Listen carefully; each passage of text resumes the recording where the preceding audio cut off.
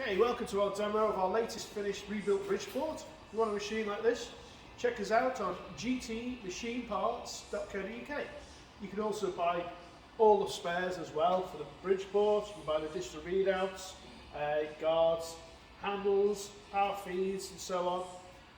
So let's have a look at this machine. It's been fully stripped down, serviced. It's had a regrind to the X, Y and Z axes. It's had a regrind to the top of the table on the two sides to make sure everything's square and true as well. So we've replaced all the lead screws, bearings. We've put all new bearings in the head, new belts, lots of different pulleys, loads of new parts in the head. Quills had all brand new bearings, regrind to the R8 taper. So it's had the full rebuild, it's had the full works. And if you do want a machine like this, please check us out. Okay, so let's test it out. So lovely and smooth all the way across, as you'd expect with the full regrind and the brand new lead screws. Absolutely spot on all the way. Should be able to see the readout there coming from this scale at the back on the x-axis and the readout on the x-axis there. Same with the y. Lovely and smooth all the way across. And the knee. We've replaced the bearing in the knee and the lead screw and the nuts and so on. Absolutely lovely. And that's got a spring-loaded handle.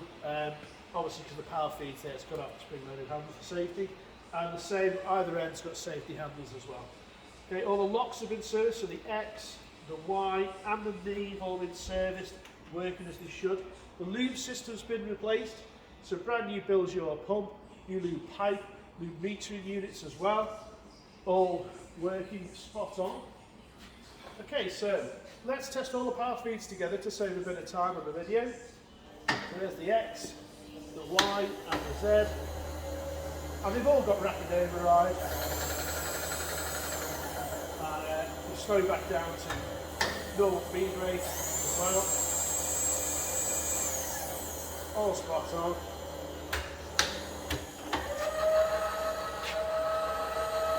All working as they should.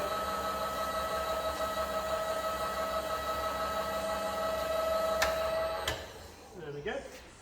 Okay, so moving on, let's test the variable speed head and the quill. So we're firing up, we're currently about 1000 RPM. Hear how quiet that is. It's a lot of work all the time, a lot of money to make the head sound that quiet.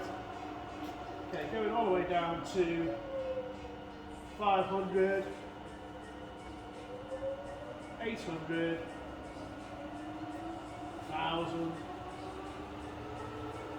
1300, 1800, and up to 2500. I'm not going higher than that because I've got the quill engaged. Okay, reverse now. Just as quiet in reverse.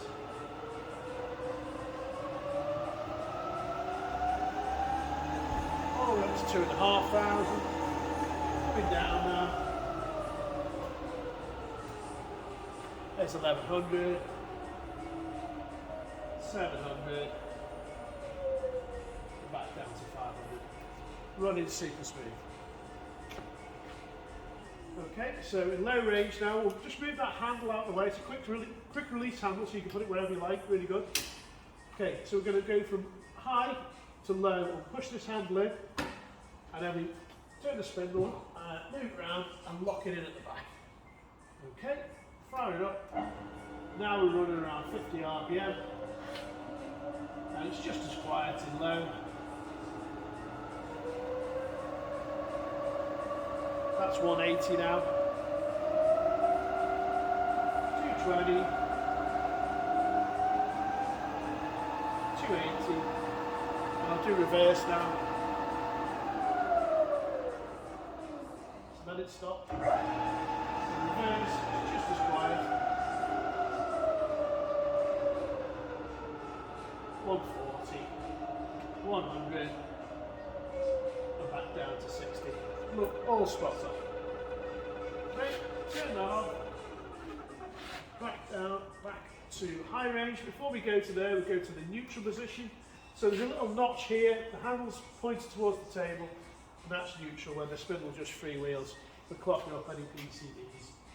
Okay, so let's lock that in. Make sure it's locked in before you fire up. And then let's get this running up to about 1200 RPM. And we're going to test the quill now. I'll show you the feed on the quill. Now this one has got a 4-axis DRO system fitted to it. So you'll be able to see on the U, on the DRO there, that it's giving a feed out, feed from this scale here. Okay, so just come off the stops.